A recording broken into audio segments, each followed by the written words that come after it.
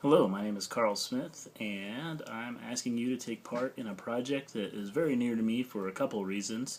I'm looking to retire my student loans.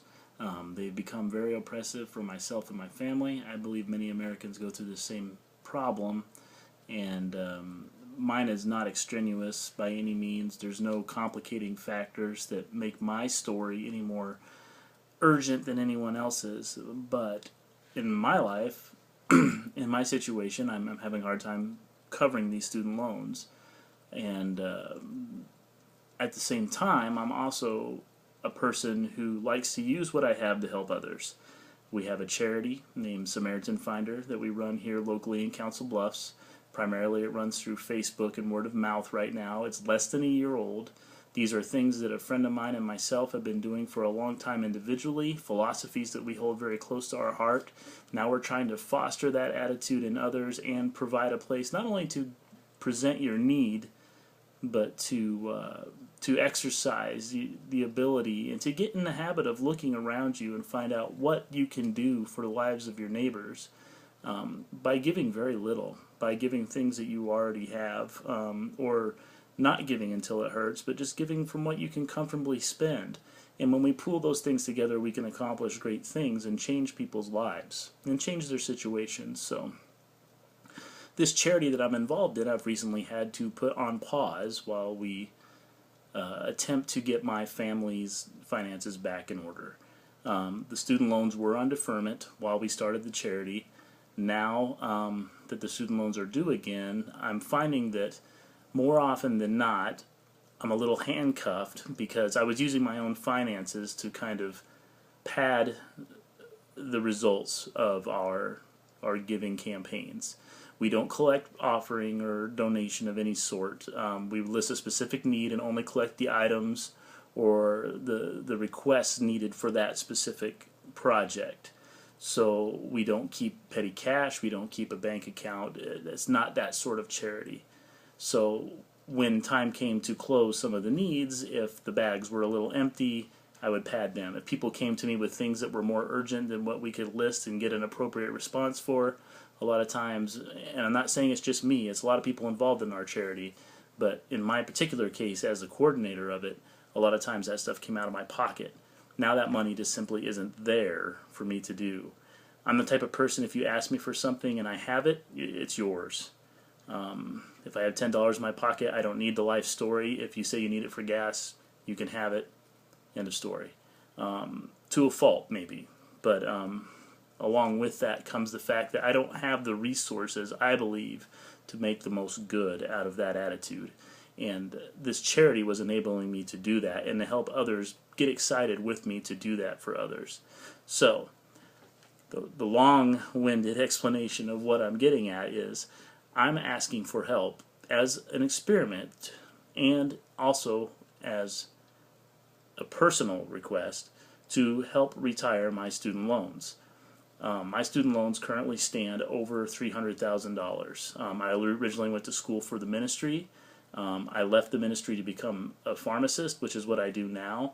It's a highly compensated profession, but it's also highly taxed. And a lot of the things that should be available to me to retire that student loan debt or to forgive it or to lessen its burden are not available to me because of my income. So my take-home pay, the money that I'm operating with my family, is not as high as you would think with the income afforded to a pharmacist.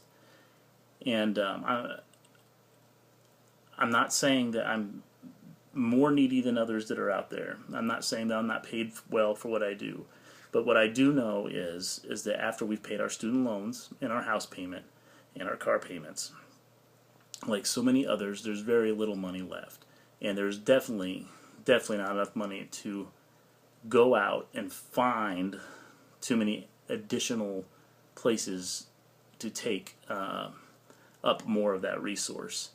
I'm still going to help people out if they ask me if I can, but saying no has been very hard for me.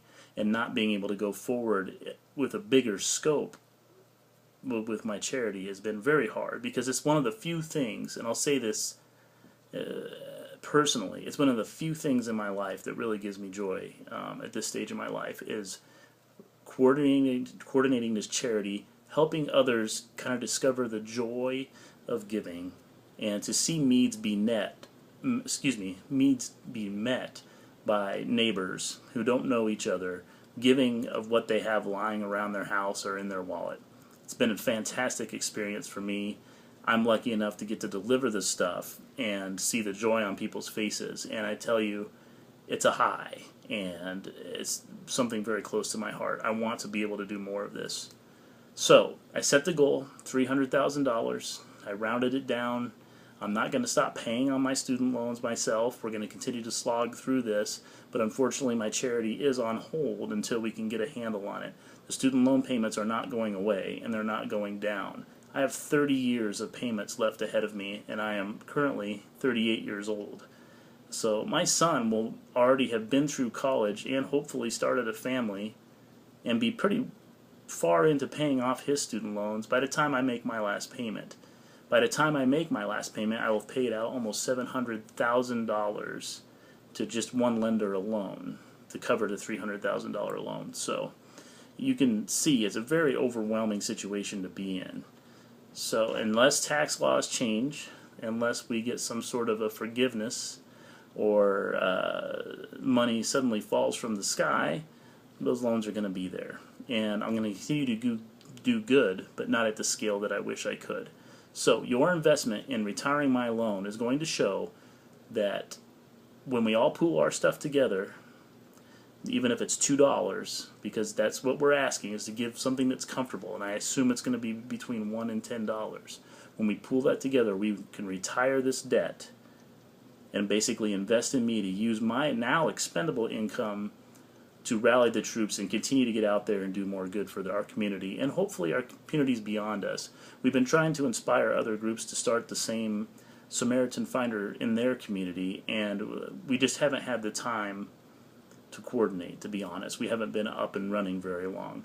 But like I say, it's the most important thing in my life is making sure that the people around me are taken care of if it's within my power to make that change.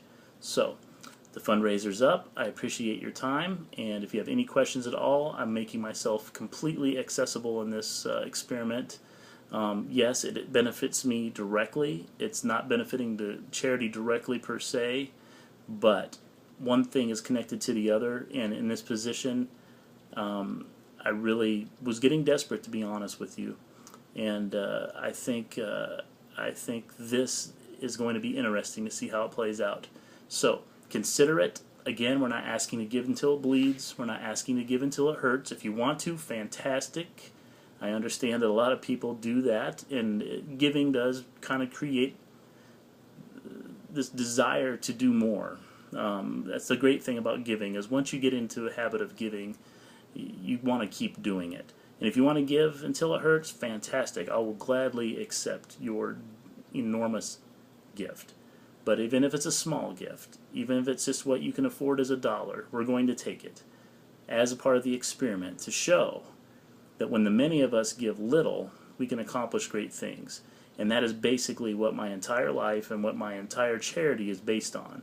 The fact that all of us together can accomplish great things when we look out for one another. So, again, appreciate your time. Contact me at the different ways you can get a hold of me here on the site, and let's see what we can do. Thank you.